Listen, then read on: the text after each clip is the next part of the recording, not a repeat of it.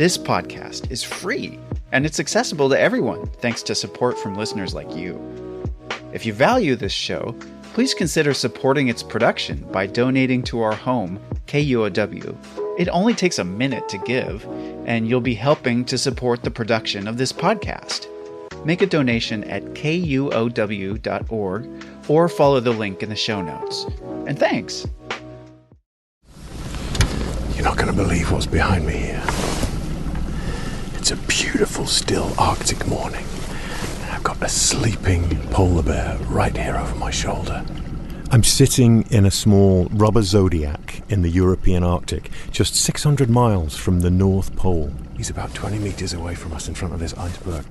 This is one of my favourite locations on Earth, Svalbard, Spitsbergen as some call it, a stunning archipelago in the high Arctic. If you take a look at a map, you'll see what I mean. It's up there. This guy is a mature male in the prime of his life. My friend once said, if you sliced off the Swiss Alps, dropped them in the Arctic Ocean, and sprinkled polar bears on them, you'd have Svalbard. This bear I've been following is just the tip of the iceberg of what's happening up here. There's a delicate food chain that supports this massive carnivore. It begins with the smallest bits of algae, and then each layer is delicately stacked on top of the next until we reach the polar bear. This ecosystem is a real house of cards, and its health and structure all depends on one crucial item: frozen water. From KUOW in Seattle, I'm Chris Morgan. Welcome to the Wild.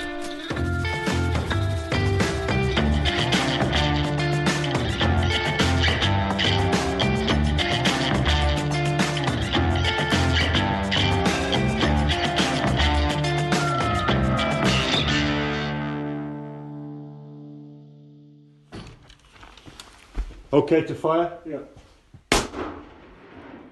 I'm heading into European polar bear country, and it's not to be taken lightly. Here in the settlement of Longyearbyen, the only proper town in the Norwegian sovereignty of Svalbard, guns are a very real need. In fact, it's illegal to leave the city limits without a firearm, because polar bears can be anywhere. Just bring the target back. Okay. So I'm here at the rifle range on day one. I have to renew my gun safety training certification.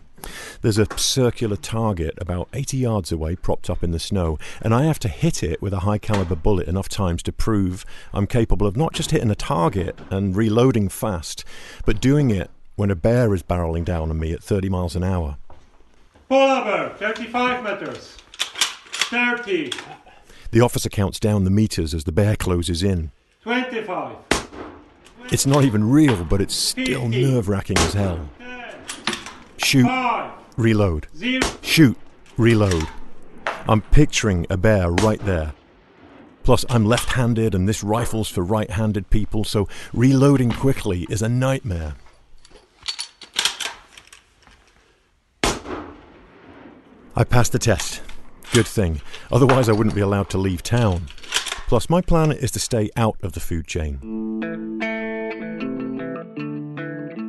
It's one of the things I love most about polar bears. This species is top dog. And it would be my worst nightmare to have to kill a polar bear in self-defense. This is their place, not ours, and I've spent a lot of my life trying to help them.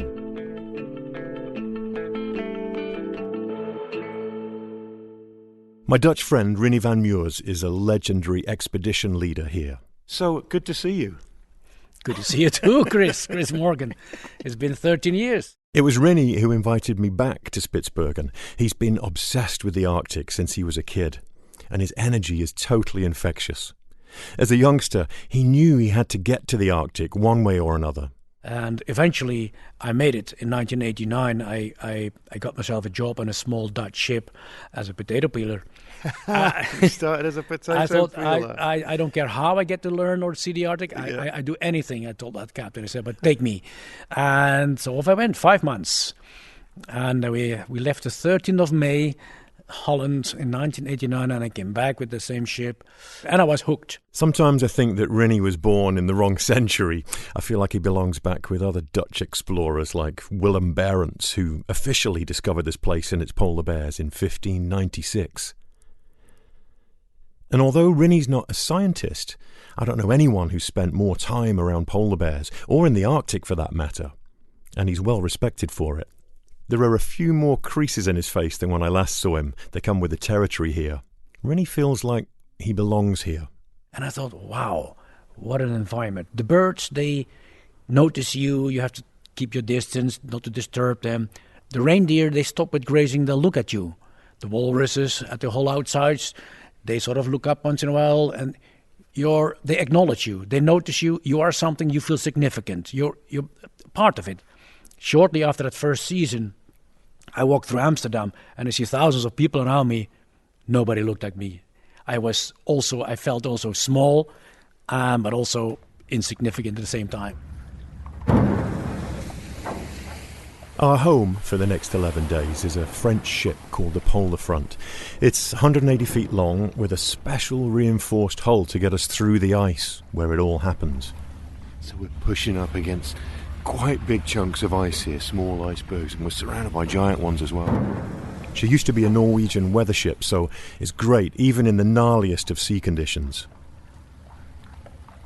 Overnight, the captain has sailed the ship close to a huge glacier. It's at least a mile across.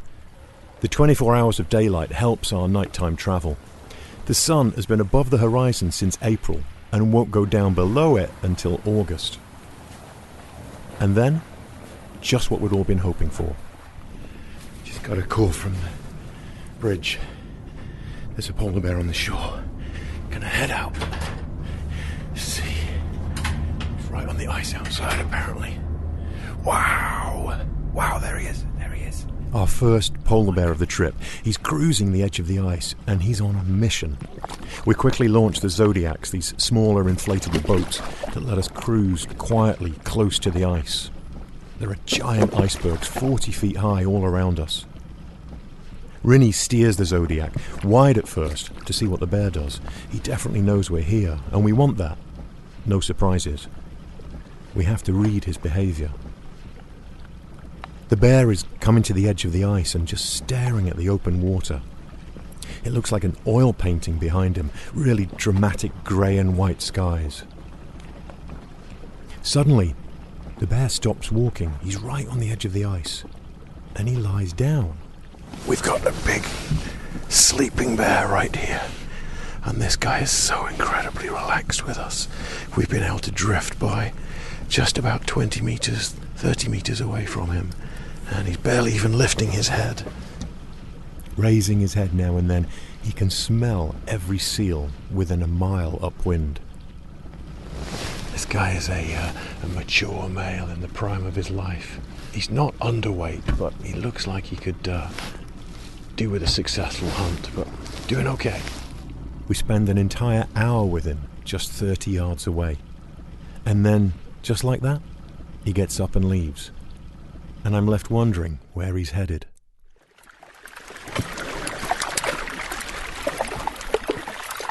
That's the sound of trapped air bubbles popping in an iceberg.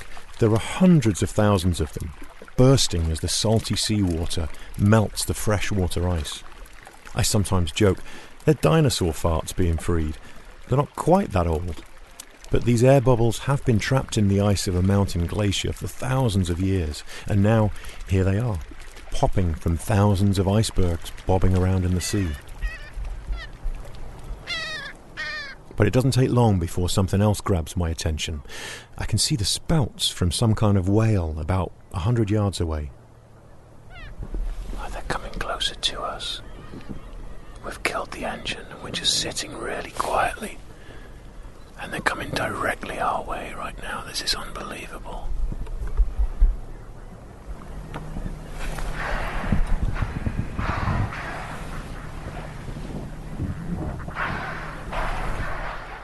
These are belugas, white whales. There's one heading right towards us. Couldn't be more dead on in our direction. It's probably going to dive though. Swim right underneath and come out the other side. Usually they steer well clear of humans. Oh my God, right underneath. Right underneath. Oh my God, he's right there.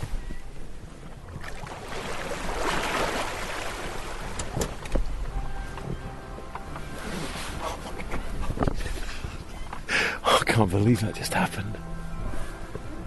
The whale is so close I can almost reach out and touch it, this white ghost right under our boat. I look around and there are dozens of them, pods of 5 or 10 and probably 60 in total, the most I've ever seen. Given half a chance, a bear will grab a beluga whale from the water. That's a couple of 1,000 pounds of calories for a bear.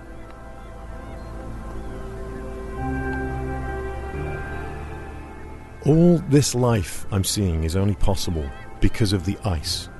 It's at the heart of everything here. I'm surrounded by it on all sides as I sit low in the water in the Zodiac. And this place has its own vocabulary around ice. Sea ice, glacial ice, multi-year ice, pack ice. It's no joke that northern Inuit cultures had dozens of names for snow and ice.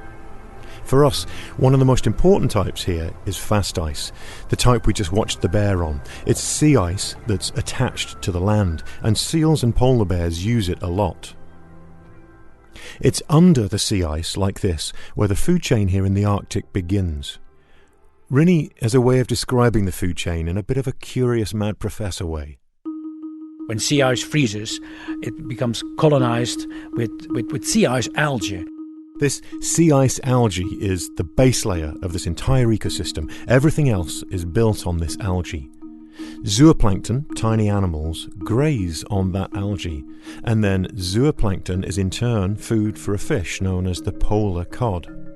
It's the most common fish in the Arctic that is associated with sea ice. It lives near the ice, underneath the ice, and of course the seals, they feed on those little fish.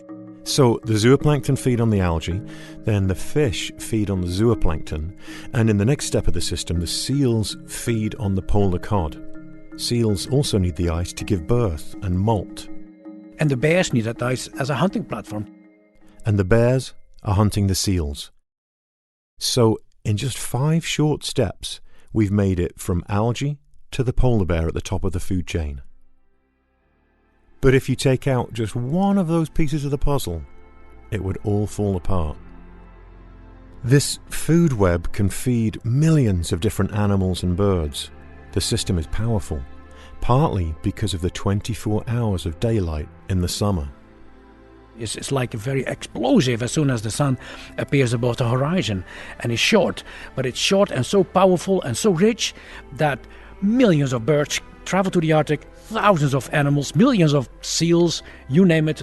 It's enough food for them to give birth, raise their chicks or raise their young, fatten up for the winter and migrate south.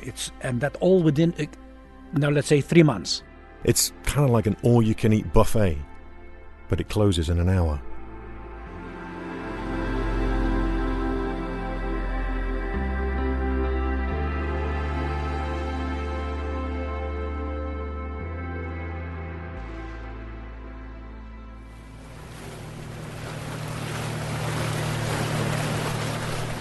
A few days later, our ship enters another deep fjord.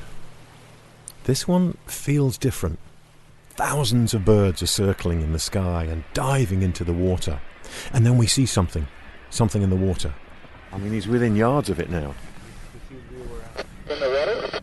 He's in the water. He's talking to seal, and he's very close. You may want to hang back for a minute. Is he in the water or on ice? He's in the water, and the seal is on the ice. Okay. It's another bear, and he's doing something I've never seen before. It's in the water, swimming towards a seal, in this stealth mode. It's called water stalking, and they do it when they can't catch a seal from on the ice, and it's rare to see. He's very close. He's coming up behind it. He's just to the left of the seal now. He's slightly different colour to the ice. Okay, the seal, he's just seen him. The seal's just seen him. Oh! Holy Oh, he's there. He's right there. He just dove under it. Oh, he missed it. Now the polar bear's head's up above the water. He's clinging onto the edge of the ice. Did you see that? He dove right after him. That was so close. Wow! Because the bear was in the water, it was hard to get a good look at it. We weren't sure if it was a male or a female, but Rinny had a suspicion it was a young, inexperienced bear. Normally, a bear would dive, 10, 15 meters before, and he would even use some ice floes to hide behind and to get as close as possible, and then dive, and then it would launch itself out of the water, try to grab the seal, sort of head on. But it didn't. It just kept swimming right towards the bearded seal, of course. He missed it. Sure enough, 20 minutes later, we can see it's a young female. The polar bear's now come out of the water and climbed up this cliff, scaling this cliff wall to try and find birds' eggs, and it's just absolutely remarkable watching her. Hauled herself out of the water and just went straight up this rock face. And now she's combing it left and right to see if she can find anything to eat. More often than not, the seal gets away, lives another day. Great for the seal, but not so much for the polar bear. Her switching to eat Arctic tern eggs is definitely not ideal. But I guess we all have to eat cereal for dinner now and then. Rinny has seen some big changes in the 30 years he's been coming here. The largest glaciers, the ice caps, are shrinking. The biggest ice cap here, the Ausfonna, has receded miles back because I remember seeing a little rock appearing from underneath that glacier, and now the front of that glacier has receded so far back away from that rock that appeared to be an island, ships can sail around now. Wow. Yeah. A rock that was once covered by the glacier, now left behind by the retreating ice. I remember being here with Rinny about 15 years ago, and our Russian captain at the time wouldn't take the ship into one fjord because the marine charts, his 20-year-old paper maps, showed that it was still a glacier, it was still ice. There hadn't been a glacier there for years. It had melted and receded 3 miles back into the fjord since the charts were drawn up. But the captain still wouldn't chance it. Map show ice, ship not go there. I remember. It drove really nuts. We were both dying to get into the fjord to look for bears, but the captain wouldn't budge. The point is, it's an ever-changing place, and especially the ice that's at the heart of this ecosystem. But things don't always change at glacial speed. Since we started watching the bear on her hunt for eggs up the cliff, the ice behind us in the fjord has moved, blown offshore by the strong wind coming off the glacier. We just left the shore where we're watching the polar bear, and the ice has shifted. The wind that came across the glacier must have pushed all of this ice out, and now we're trying to find our way around it because it's become disconnected from the land, and it's only left a very narrow channel between the land and the ship for us to find our way back. Our fellow guide, Rickard Berg, is driving the Zodiac, and we all scan the fjord for a better route through the ice, which is constantly moving. We have to get through before it blocks us in completely. Luke, the captain of the ship, radios Rickard. Yeah, go ahead, Luke. Did you find a fairway in the ice, or are you ice trapped? Yeah, we're ice trapped for now, but we turn around and go the long route around, Luke. Okay, copy that. Struggling against the ice here. Not sure we'll be able to find a path through. We're actually pushing big slabs of it in front of the Zodiac. Now we're actually getting up onto the ice, but the ship is about a kilometre away from us, but it feels further.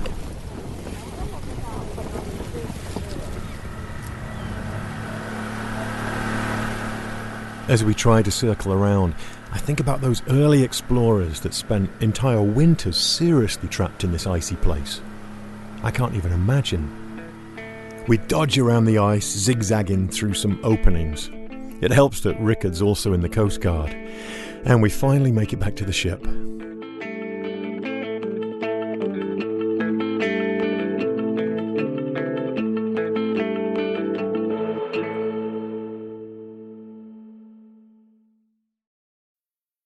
I'm Alex Schwartz. I'm Nomi Fry. I'm Vincent Cunningham, and this is Critics at Large, a New Yorker podcast for the culturally curious. Each week, we're going to talk about a big idea that's showing up across the cultural landscape, and we'll trace it through all the mediums we love. Books, movies, television, music, art. And I always want to talk about celebrity gossip, too. Of course.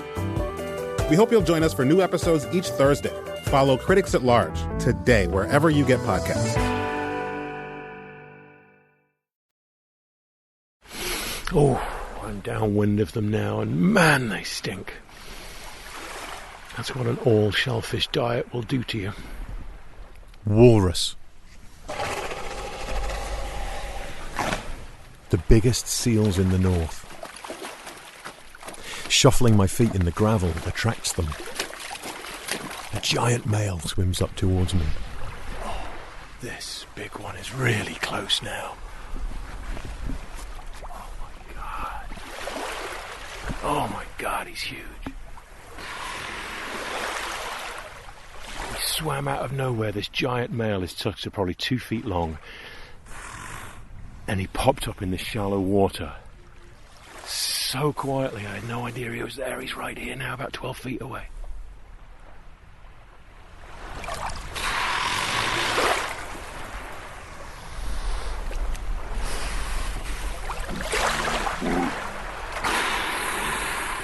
He looks like a curious, mustachioed grandpa raising his head up out of the water.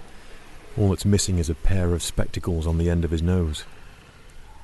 There's a group of them huddled together on the beach, maybe 40 or 50 of them. While I'm distracted watching them, my cover's blown. Arctic terns. Wow, that one scraped the top of my head. Oh, ouch! Didn't expect this, actually. Trying to get a little closer to the walrus so I can hear them. And walking right through a tern colony, and they're not happy about it. An attack from the sky. There are dozens of Arctic terns sitting on their camouflaged eggs right in the gravel and sand, and they are not happy I'm here. These terns are my favourite Arctic birds. They're gorgeous. Little black caps and bright orange bills. And feisty.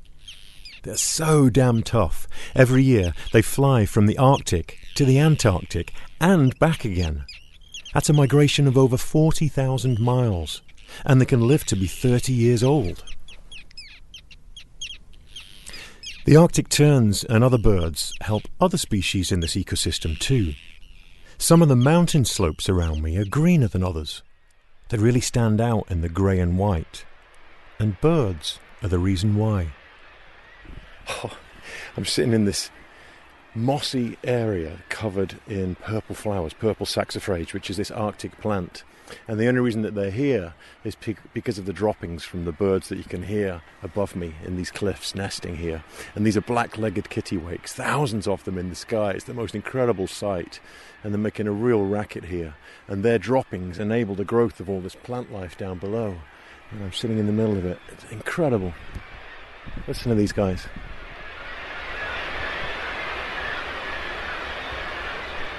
There's fish fertilizer falling from the sky all around me. I'm lucky enough to dodge any direct hits from the birds. And on the ground right here, in the melting mud, are footprints. They're reindeer tracks. And they come here to graze on the lush plants on slopes that would otherwise be bare gravel and rock. Reindeer like these have been important for humans in Arctic regions for thousands of years. And for early explorers as well. Reindeer coats, bedding, and sleeping bags. They were the difference between life and death in the frigid temperatures. In 1910-12, during the Scots expedition in Antarctica, they were still using sleeping bags made out of reindeer skin. But there was always a difference of opinion among the crew members about how to use the reindeer sleeping bag. Should you use it with the fur side inside against your body, or the other way around, the fur side on the outside, like the reindeer wears it, right? Serious stuff. Herbert Ponting, one of the crew members on that 1910 expedition, even wrote a poem about it that Rinny likes to share. On the outside grows the fur side, on the inside grows the skin side. So the fur side is the outside and the skin side is the inside. As the skin side is the inside and the fur side is the outside, one side likes the skin side on the outside and the fur side on the inside. Others like the skin side on the inside and the fur side on the outside. As the fur side is the soft side and the skin side is the hard side. If you turn the skin side outside, thinking you will side with that side, then the fur side, soft side, is inside, which some argue is the wrong side. If you turn the fur side outside, as you say, it grows on that side, then the skin side, hard side, is next to your outside, which for comfort is not the right side. For the skin side is the cold side, and your outside is not your warm side. And two cold sides coming side by side are not right sides when side to side. If you decide to side with that side, then turn the outside, fur side, inside, and then the inside, skin side, outside. Beyond all question, inside, outside. I love Rinnie's spirit. He would have fit right in back then. But his mission is in today's Arctic. The early explorers Willem Barents and Robert Falcon Scott might not recognise the place. There's a lot less ice since their days. But for me, returning to Svalbard after 13 years, the wonder of the place at least is still intact. But sometimes it's the invisible stuff that matters, like climate change itself. The media too often shows only the polar bear when they talk about we're losing Arctic sea ice, and next moment you see the polar bear walk. And it gives people who are not familiar with the sea ice ecosystem and the impression that we lose only the polar bear, the icon of the Arctic, but it's a whole ecosystem. The bears might be at the top, but it's the whole ecosystem that's at stake. Often when they see pictures of the Arctic and they don't see trees, and they think, wow, it's a barren wasteland, but it's not. And the landscape has this vast wilderness. In some way, it's very simple, but subtle and strong. Simple, subtle, and strong. This whole place is full of contrasts and ironies. The polar bears, the walrus, the Arctic terns and whales, they're all so tough and so perfectly tuned to their surroundings, the place where they've evolved to thrive. But that's part of the problem. If that world they have evolved in continues to change, none of them will survive. And even though it can seem like a distant place, way up here at the top of the world, what happens here in the Arctic affects us all. Our own future, tied so closely to this land of frozen water.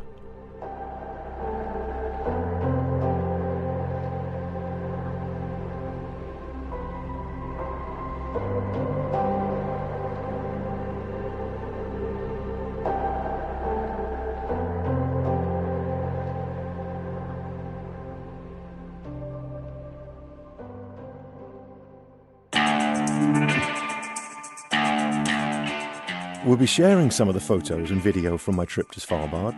Check them out on our Instagram, @TheWildPod. I'm really excited to be making our second season of The Wild.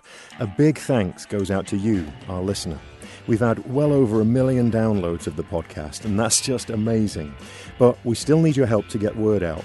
The more listeners we have, the more episodes we'll be able to produce. So if you're willing, think about 2 of your friends who love the outdoors and learning about wildlife, and tell them about The Wild. Encourage them to subscribe. It will really make a difference. Thanks. On the next episode of The Wild, we'll go to the site of the largest dam removal in the history of the United States. That's crazy talk, man. Nobody goes there. Good things aren't ever easy, but man, we pulled it off. The Wild is inspired not just by nature, but by people who work in it, love it, protect it. Check us out on our website, thewildpod.org. Our producer is Matt Martin. Jim Gates is our editor. Our production team includes David Brown, Juan Pablo Chiquiza, April Craig, Megan Farmer, Kara McDermott, Dyer Oxley, Tio Popescu, Mariah Powell, Brendan Sweeney, and Jeannie Yandel. Our theme music is by Michael Parker. Thanks, everyone. I'm your host, Chris Morgan.